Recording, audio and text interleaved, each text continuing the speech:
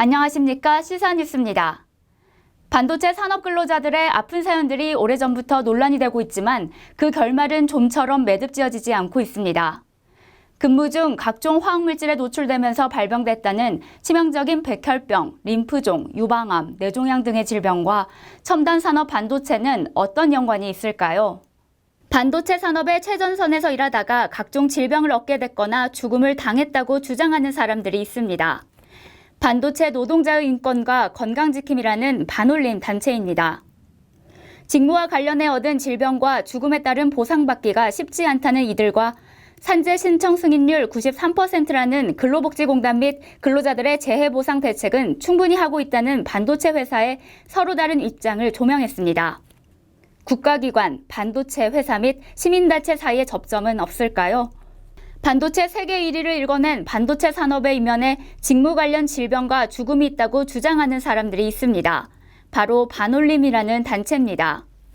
시사뉴스는 삼성전자 서초 사옥 앞에서 농성장을 꾸리고 600일 넘게 시위하고 있는 반올림이라는 단체를 찾아 반도체 산업의 이면 얘기를 들어봤습니다. 근로복지공단 재해기준부 이철 부장은 저희가 1년에 10만 건의 산재 신청이 발생되는데 승인율 자체가 93% 정도 된다. 그중에서 1만여 건 정도가 업무상 질병으로 들어오는데 업무상 질병은 50% 정도의 승인율을 보이고 있다는 수치를 제시했습니다. 그러나 반올림 측의 전성호 씨는 반도체 회사에서 현장 오퍼레이터로 근무했던 여성 노동자의 경우에는 일은 열심히 했지만 실제로 엔지니어 수준의 반도체 공정 지식은 갖추지 못한 경우가 많다. 이런 경우 산재 요청서에 어떤 과정을 통해 어떻게 화학 제품에 노출돼 발병하게 됐는지를 적어내는 것 자체가 어려운 경우가 많다며 그만큼 산재 처리를 받을 확률이 낮아지는 거다라고 푸념했습니다.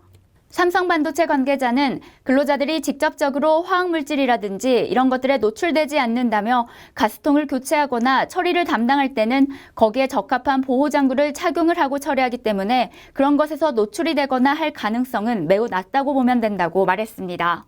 그러나 반올림 측의 전 씨는 반도체 근로자들이 각종 화학약품에 쉽게 노출될 수 있는 환경인 것은 사실이라며 엔지니어들이 클린룸에서 작업할 때는 인체에서 발생하는 땀이 클린룸 바닥에 떨어지면서 그 자체가 파티클로 작용해서 수율에 영향을 준다고 주장했습니다.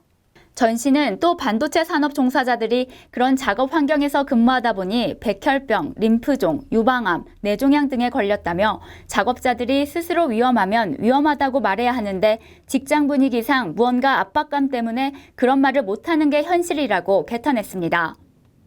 반도체 작업자들이 상시적으로 위험한 환경에 노출된 채 작업하고 있다는 하소연입니다. 실제로 반도체 업체의 작업 환경을 학술적으로 분석한 자료가 있는데요. 산업보건연구원에서 나온 반도체 제조 사업장에 종사하는 근로자의 작업 환경 및 유해 요인 노출 특성 연구에 따르면 반도체 조립 라인에서는 칩 접착, 몰드 공정 등에서 접착제, 칩 몰딩용 수지 등 제품화된 형태의 복합 물질을 주로 사용하고 있었고 복합 물질을 이루는 구성 성분에는 고분자량 수지, 폴리머 등이 다량으로 포함되어 있었다고 쓰여 있었습니다. 지금까지 시사뉴스였습니다. 시청해주셔서 고맙습니다.